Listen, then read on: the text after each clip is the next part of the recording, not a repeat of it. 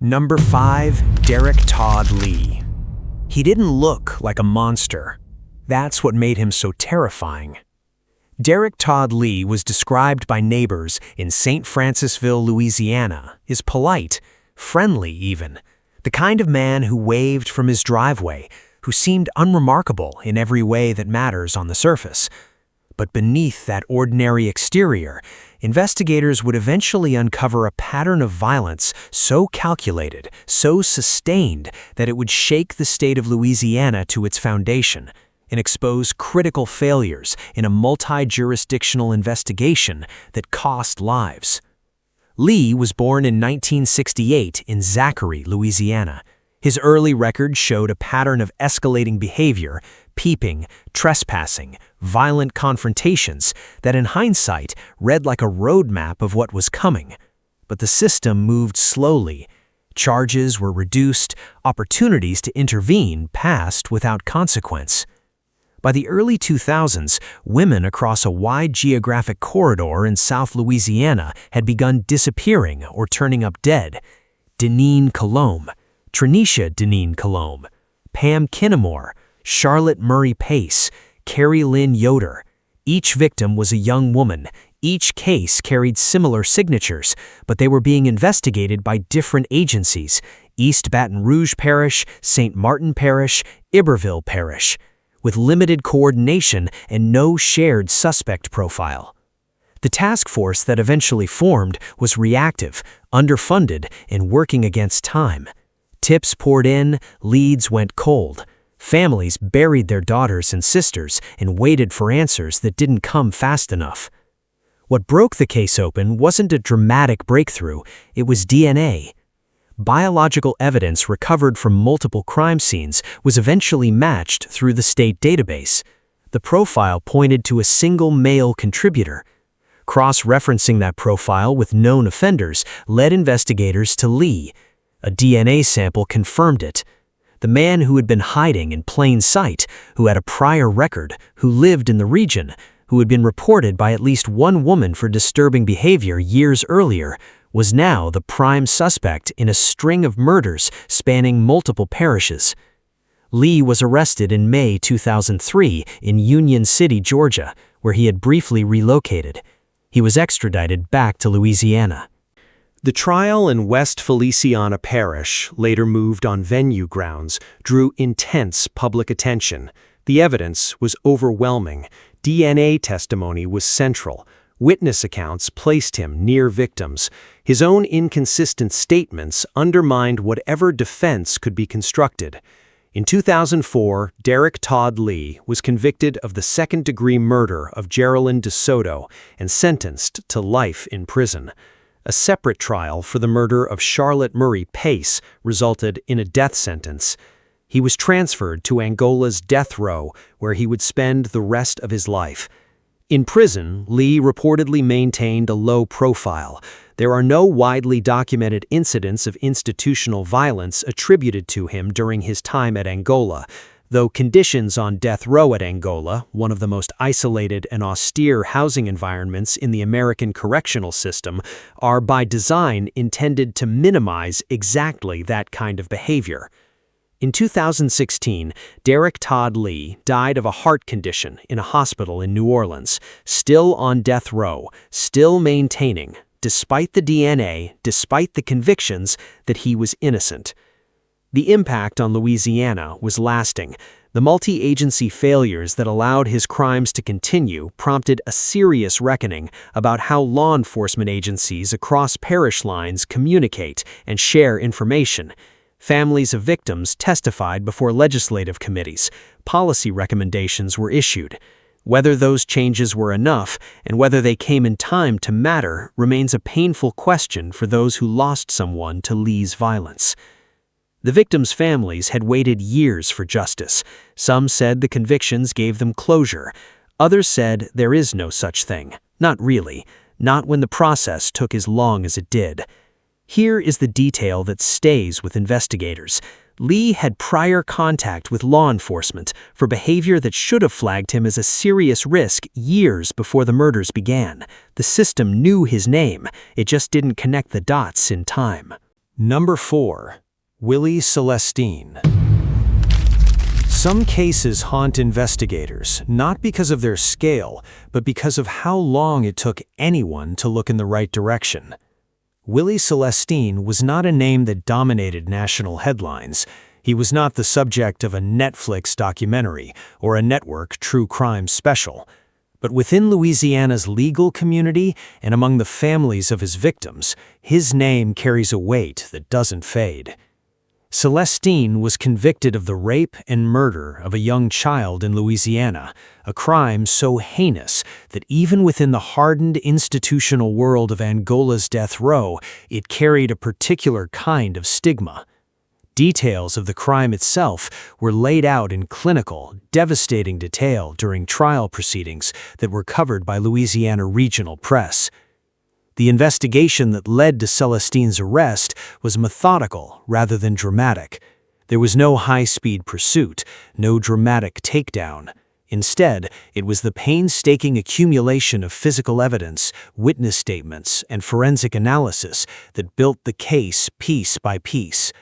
Louisiana investigators worked the evidence, they followed the timeline, and eventually that timeline pointed to one man. What made the case psychologically complex was not the investigation itself, but what came after. The years of appellate proceedings, the legal arguments about evidence handling and constitutional procedure, the delays that stretched justice across more than a decade of court filings. For the victim's family, each filing was another reminder, each continuance another year. Celestine remained on Angola's death row through multiple rounds of appeals. His case wound through the Louisiana Supreme Court and into federal habeas proceedings, as is standard for capital cases in the state. Throughout that process, the underlying facts of his conviction were never successfully challenged. The evidence held. Angola's death row is a world unto itself. Located on the grounds of an 18,000-acre former plantation in West Feliciana Parish, a geographic and psychological isolation that is not accidental, it houses the largest death row population in Louisiana history. The conditions have been the subject of litigation, journalism, and documentary filmmaking for decades. Inmates live in single cells. Recreation is limited, the social world is narrow and structured entirely by institutional rules. In that environment, men wait, some for decades. The psychological toll of that waiting on the guilty and the wrongly convicted alike has been documented extensively by prison reform advocates, mental health researchers, and journalists who have covered Angola for years. It is a specific kind of suffering, separate from the crimes that brought men there, and it is deliberately imposed by the structure of the system itself. Celestine's case is a reminder that the most disturbing crimes are not always the ones with the highest body counts. Sometimes a single act committed against a single victim who had no power to resist carries a moral gravity that exceeds almost anything else. The unanswered question that lingers in cases like Celestine's is not about guilt. The courts resolved that. It is about timing, about whether earlier intervention at any of several points in his history might have changed the outcome. For one family in Louisiana, that question has no satisfying answer. Number 3. Derek Groves. He was supposed to go to Angola the day his conviction came down. Instead, he went somewhere else. And that mistake would cost Louisiana 5 months of fear it will never fully recover from. Derek Groves didn't just become one of the most dangerous men inside Angola's walls. He became the most dangerous man outside them, a convicted killer on the run, armed with a network of accomplices and willing to do whatever it took to stay free. His story is not just a prison story, it is a story about institutional failure, about a system that knew exactly who it was dealing with and still let him slip through its hands. Groves was born in New Orleans into a family whose name was already written into Louisiana criminal history in the most painful way possible. His mother was Kim Groves, a woman who had filed a police brutality complaint against a corrupt New Orleans Police Department officer named Len Davis. Davis, according to federal prosecutors, ordered her murder in retaliation for that complaint in 1994. She was shot and killed. Davis was eventually convicted of ordering the hit and sentenced to death. Derek Groves grew up in the shadow of that crime, a child whose mother was murdered because she tried to hold law enforcement accountable. What he became is a separate tragedy. By the time Groves was in his 20s, he had accumulated a criminal record that reflected sustained, escalating violence. He was eventually charged with multiple homicides across separate cases, including 2 counts of second-degree murder and 2 counts of attempted second-degree murder, and pleaded guilty to 2 additional counts of manslaughter in a separate matter.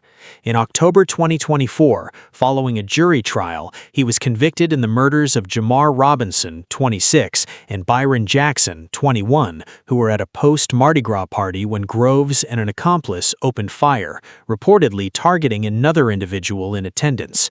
2 men who were simply celebrating the end of carnival season were killed. He was awaiting formal sentencing and transfer to Angola when May 16, 2025 arrived. That night, Groves and 9 other inmates at the Orleans Parish Justice Center dismantled a toilet, slipped into a maintenance shaft behind it, and climbed through the facility's infrastructure before scaling razor wire fences. They were out, all 10 of them. The escape was later described by officials as a security failure of the first order, compounded by the fact that Groves had not yet been transferred to Angola, where, as Orleans Parish Sheriff Susan Hudson later admitted publicly, he should already have been. 8 of the 10 escapees were recaptured within days. 2 remained at large for weeks. 1 eventually surrendered. Derek Groves ran. What unfolded over the next 5 months was unlike anything Louisiana had seen in decades. 2 prosecutors who had secured Groves' murder conviction relocated their families out of state, fearing retaliation. A victim's family went into hiding. The FBI posted a reward of up to $20,000 for information leading to his capture. Officials described him publicly as a man with at least 4 deaths to his name, capable of continued violence and actively assisted by people in the community. He had a network. People were helping him. That reality, that a convicted multiple murderer with a public profile could move through civilian society for nearly 5 months, was deeply unsettling to law enforcement and the public alike. The manhunt crossed state lines. Groves made it to Georgia. He was eventually located in a residential neighborhood in suburban Atlanta on Honeysuckle Lane, where a coordinated operation involving federal marshals, the FBI, Crime Stoppers, and Georgia law enforcement surrounded the property and took him into custody on October 8, 2025. He was flown back to Louisiana aboard a state police helicopter, which transported him the final 40 miles to Angola.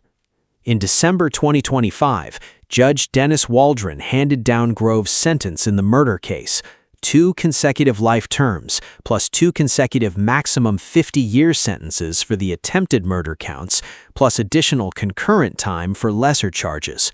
Waldron addressed Groves directly in the courtroom, telling him he had inflicted on the families of Jamar Robinson and Byron Jackson the same pain that had been inflicted on his own family.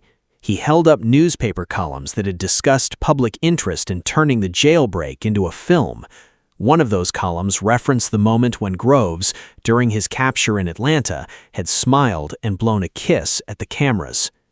He is now at Angola. He will not leave. The chilling detail that law enforcement officials didn't announce, but that the record makes plain.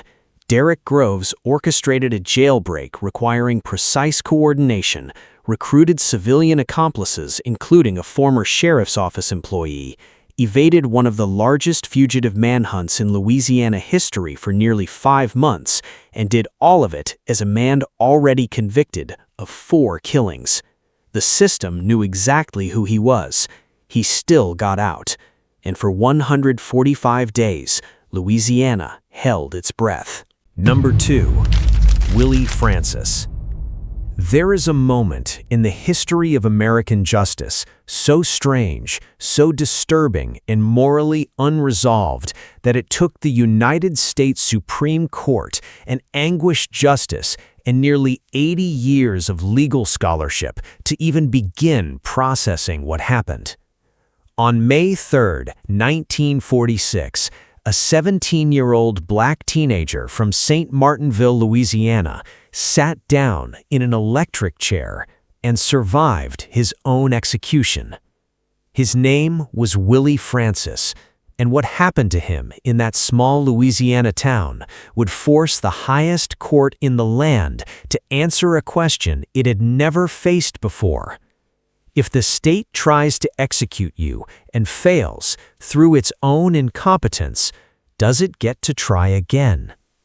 Willie Francis was born on January 12, 1929, in St. Martinville, a small Cajun town in the heart of South Louisiana.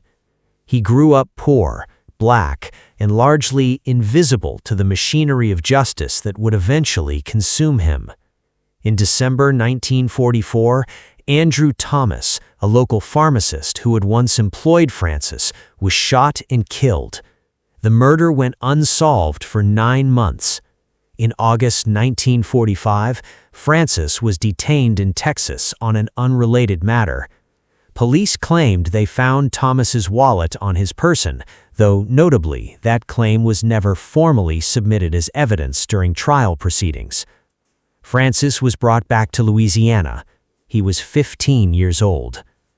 What followed was a legal process that by any modern standard was a profound failure of due process.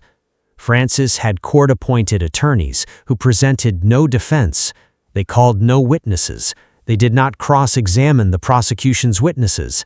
The jury that convicted him included no black jurors. 2 days after the trial began, Willie Francis was convicted of first-degree murder and sentenced to death. He was 16 years old. He sat in a Louisiana jail cell for over a year waiting. On May 3, 1946, authorities transported a portable electric chair to St. Martinville to carry out his sentence. That chair, known throughout Louisiana's penal system by the name of Gruesome Gertie, belonged to Angola. It traveled from facility to facility across the state, a piece of lethal machinery that had already claimed 22 lives before it arrived in St. Martinville that morning. Angola sent 2 men to operate it, a prison guard and an inmate trustee. One of them, it would later emerge, was drunk. The wiring was incorrect. When the switch was thrown and current surged through Willie Francis's body, it was not enough to kill him. Witnesses in the room heard sounds from behind the leather hood.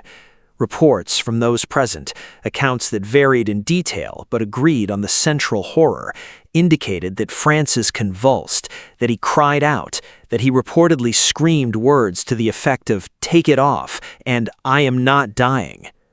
The switch was cut. Willie Francis was still alive. He was unstrapped from the chair and returned to his cell. No one in the room had a protocol for this. The sheriff contacted Louisiana Governor Jimmy Davis. Within an hour, Davis had made his decision: fix the chair, send it back, and schedule a second execution. What happened next was, by the standards of 1946 Louisiana, almost unimaginable. A young white lawyer named Bertrand de Blanc, who had been close friends with the murdered Andrew Thomas, looked at what had happened to Willie Francis and decided it was wrong.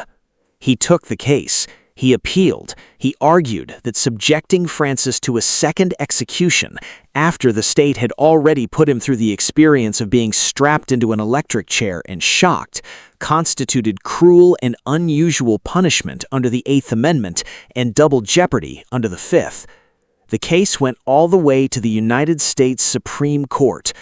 Francis versus Resweber, decided January 13, 1947, produced one of the most agonized split decisions in the court's history. The justices voted 5-4 to allow the second execution to proceed, but the deliberations behind that vote revealed deep moral fracture. Associate Justice Felix Frankfurter voted with the majority and then spent weeks afterward privately lobbying Louisiana's governor to grant Francis clemency, so troubled was he by his own ruling. He reached out through personal channels, through mutual acquaintances, through anyone who might have influence over Governor Davis. Davis refused. DeBlanc told Francis he would appeal again. Francis told him not to bother.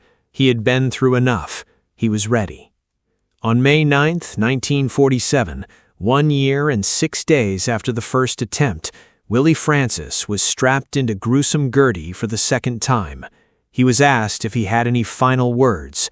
He said, "Nothing at all." At 12:05 in the afternoon, the switch was thrown. 5 minutes later, he was pronounced dead. He was 18 years old. The legal shadow cast by Francis v. Reese Weber stretched across decades of Eighth Amendment jurisprudence. The case became a foundational reference point in debates about execution protocols, cruel and unusual punishment, and the constitutional limits of state power over condemned individuals. When the Supreme Court later grappled with lethal injection challenges in Bays v. Reese in 2008, legal scholars reached back 60 years to Willie Francis to frame the arguments. Angola's institutional connection to the case is direct and documented. The chair came from Angola. The men who wired it came from Angola. Their incompetence, whether the result of intoxication, negligence, or both, is what produced the constitutional crisis. Angola did not house Willie Francis, but Angola's machinery and Angola's personnel put him through an experience that the Supreme Court itself struggled to classify. The unanswered question that has haunted legal scholars, historians, and ethicists for nearly 80 decades, Willie Francis was convicted on the basis of a wallet that was never formally entered into evidence by attorneys who mounted no defense before a jury that included none of his peers. The question of whether he actually killed Andrew Thomas was never rigorously tested in a courtroom. The state of Louisiana executed him twice to make sure he was dead. Whether justice was served or merely completed is a question the record cannot answer. Number 1. Nathaniel Code Jr. The summer of 1984 in Shreveport, Louisiana, was the summer people started locking their doors differently. It wasn't one event that changed things. It was a pattern. Bodies discovered in homes where the doors showed no sign of forced entry. Victims who ranged in age from 8 to 74. Scenes that, upon investigation, revealed something that defied easy categorization. Not robbery, not domestic violence, not any of the usual frameworks investigators reached for first. Someone was moving through Shreveport's residential neighborhoods with apparent ease and leaving behind scenes of methodical devastation. Nathaniel Code Jr. was not, on the surface, a man who invited suspicion. He had lived in Shreveport for years. He was known in his community. He had family. He had acquaintances.